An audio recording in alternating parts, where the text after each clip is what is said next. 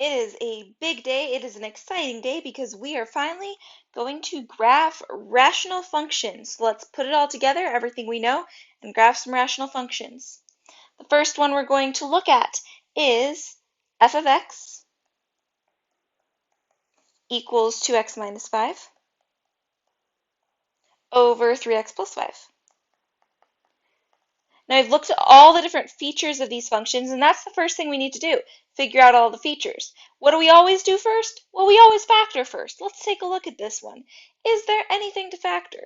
No, this one doesn't have anything to factor. 3 and 5 don't have anything in common. They don't both have an x in common. 2 and 5 don't have anything in common. They don't both have an x in common, so this is already factored. So that's nice that that step is done. Let's take a look. Is there anything that cancels? Are there any holes? Nope, nothing that cancels, no holes. All right, how about any vertical asymptotes? Where do we find vertical asymptotes? Where the bottom equals 0. So where does the bottom equal 0? Negative 5/3. X equals negative 5/3. How about horizontal asymptotes? Pause it and remember how to find horizontal asymptotes and see what this one is. All right, they both have first degree. They're the same degree on the top and the bottom. So we look at the ratio of the leading coefficients to find our horizontal asymptote. And our horizontal asymptote is just y equals 2/3. All right, y-intercept. Pause it and find the y-intercept. When we plug in 0, we get -1 because we get -5 over 5. So that's our y-intercept and x-intercept. All right, when we're doing the x-intercept, we're trying to find when the top equals 0. And in this case, that would be at 5/2. All right, so we have quite a bit to get started with here. Let's go ahead and start graphing things. Okay, vertical asymptotes we always show with dashed lines. In fact, any asymptotes we always show with dashed lines. So let's go ahead and draw that vertical one at negative 5/3. So just under -2.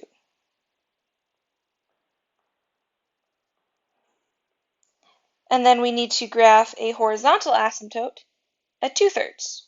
So just below 1. These don't have to be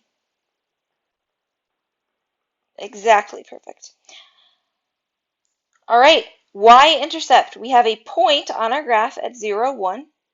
I'm sorry, 0, -1. And then the x-intercept, we have a point on our graph at 5/2 or 2.5, 0. Okay, so we've got all our features here, but now what do we do to draw our function? Well, we draw a smooth curve through the points, remembering that our graph will always approach any horizontal asymptote at the end, and it can't go through any vertical asymptote. So let's take a look at this point out here. As this function goes to the right, what's going to happen? Well, it's going to have to come up to that horizontal asymptote. It's going to have to keep getting closer and closer, but never quite touch it.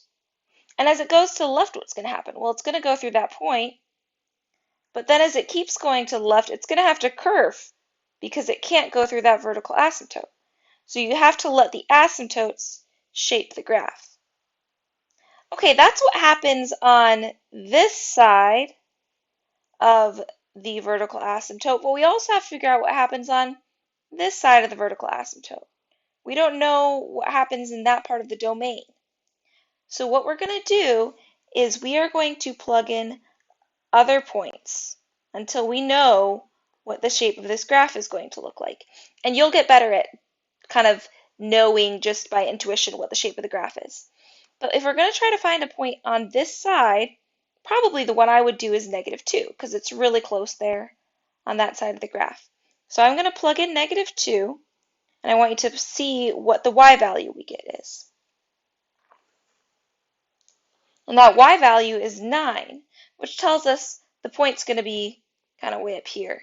But what we know is that this graph is going to come down like this, and it's not going to be able to cross the vertical asymptote, and then it's going to approach the horizontal asymptote at the end, so it's going to have to be shaped like that. If you want to plug in more points, like -3 and -4, to make sure you have the right shape, that would be great. But that's all for that graph. Let's take a look at another one. Example 2 is going to be f of x equals 3x squared minus 3x minus 6 over 4x minus 8. Go ahead and pause the video and make sure that is completely factored. When you factor that, you're going to get 3 times x minus 2 times x plus 1 over 4 times x minus 2. And you should notice something right away now. We're going to have a whole at 2, but remember, we always have to have a y value. How do I find the y value for that whole? Well, we're left with 3 times x plus 1 over 4.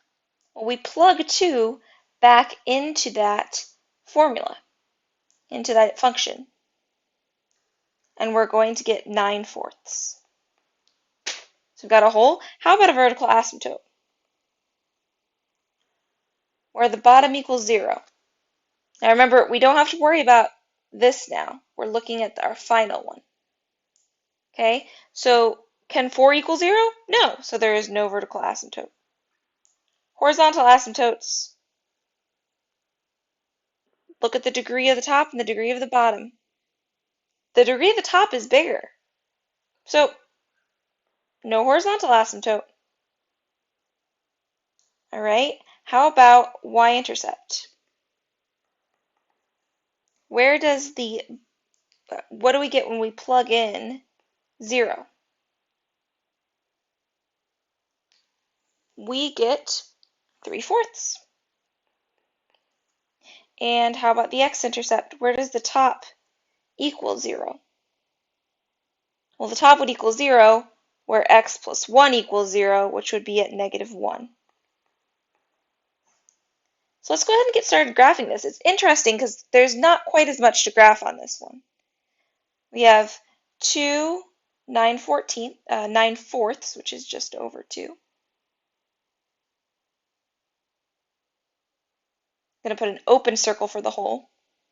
We have a point on the graph at 0 3/4. That would just be a point like that. And a point at -1 0. But what does this graph look like? The interesting thing about this one is right now I have, if I put this back in, 3x plus 1 over 4, or 3x over 4 plus 1 over 4, or you could even write it as 3/4 x plus 1/4. What kind of a function is that? It's a line. So this graph is actually just a line with a hole in it, which you can kind of make sense with the points. This graph is just a line with a hole in it, so draw your line. And we are done. Last one is f of x equals 4x minus 16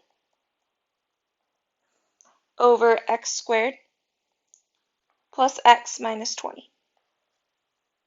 Go ahead and pause the video and make sure it's factored. We're going to get 4 times x minus 4 over x minus 4 times x plus 5. I want you to pause the video and see if you can find any holes, vertical and horizontal asymptotes, x and y intercepts, and see if you can graph this one before I go over it. All right, now that you've graphed it, let's see how you did. Oh, keep going back. All right, we got a hole at 4, and we plug that back in to see that our hole is at 4/9. we have a vertical asymptote at x equals -5.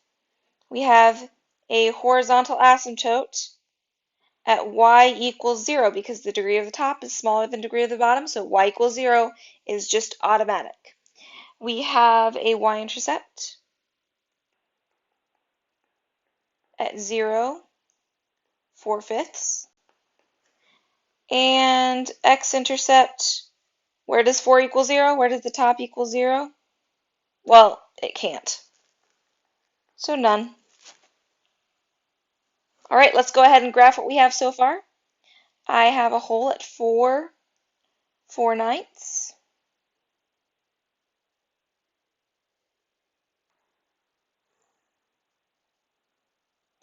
And a vertical asymptote at -5.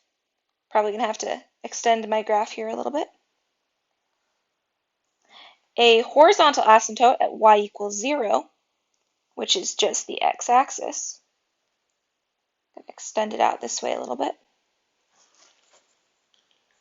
A y-intercept at 0, 4/5. And no x-intercept. Okay, so now remember we always have to kind of look at this as different sections based on the vertical asymptote. So you've got one side of the vertical and the other side. So on this side, we know that this is going to move toward that hole, but it's not actually going to, the hole is just a hole in the graph. But as it goes this way, it's going to have to come close to that horizontal asymptote. And as it goes this way, it can keep going this way, but eventually it's going to have to curve up, and we want to make sure that's a smooth curve. On the left side, what do you think it's going to look like? You could probably make a pretty good guess. Let's go ahead and plug in a number just to make sure. What's the first number that we would come to on the left side of that vertical asymptote? Well, it would be, the first whole one would be -6.